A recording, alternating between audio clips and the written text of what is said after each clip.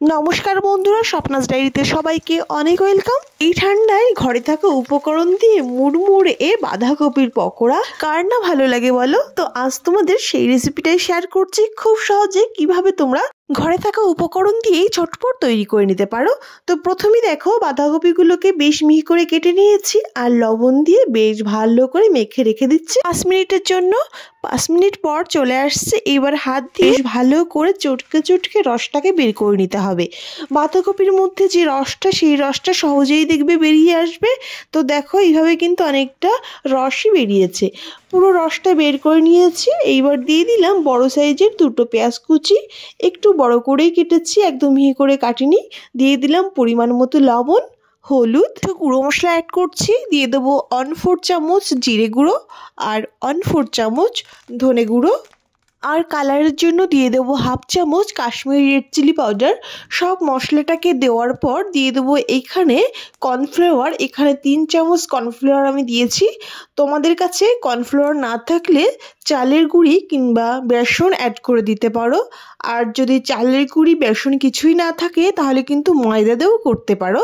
তো আমি কর্নফ্লাওয়ার দিয়েই সব কিছুকে বেশ ভালো করে মাখিয়ে নিচ্ছি। প্রথম 3 চামচ দিয়ে বেশ মাখানোর পরে দেখলাম আরও কিছুটা লাগবে, তাই পরে আমি আরও 1 চামচ অ্যাড করে বেশ ভালো করে আমি হাত দিয়ে চটকে চটকে মিশিয়ে নেব। বেশি দিলেও কিন্তু ভালো লাগবে না, আর যদি কর্নফ্লাওয়ারের পরিমাণ কম দেওয়া হয় তাহলে ও ডোটা তৈরি হবে না আর পকোড়ার আকারেও তৈরি করা যাবে না। তো ঠিকঠাক মাপ করে ভালো করে মিশিয়ে নেবে। 5 থেকে 7 মিনিট ধরে বেশ ভালো করে চটকে চটকে মিশিয়ে নিয়েছি। এবার শেষে দিয়ে দেবো কিছুটা ধনেপাতা কুচি, আর ঝালের জন্য 5-6টা লঙ্কাকে বেশ কুচি করে দিয়ে দিয়েছি।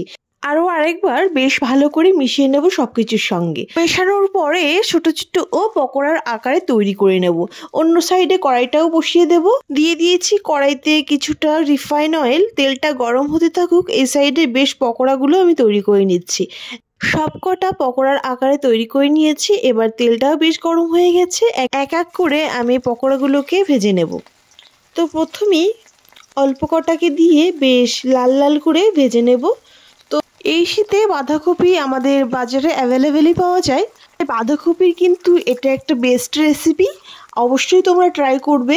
2 মিনিট পর দেখো অন্য সাইডটা মনে হচ্ছে বেশ ভাজা হয়েছে, তাই সব পকোড়াগুলোকে উল্টে দেব। উল্টে পাল্টে বেশ লাল লাল করে ভেজে নেব। দেখবে অসাধারণ মুচমুচে হয় আর খেতেও তেমনি ভালো।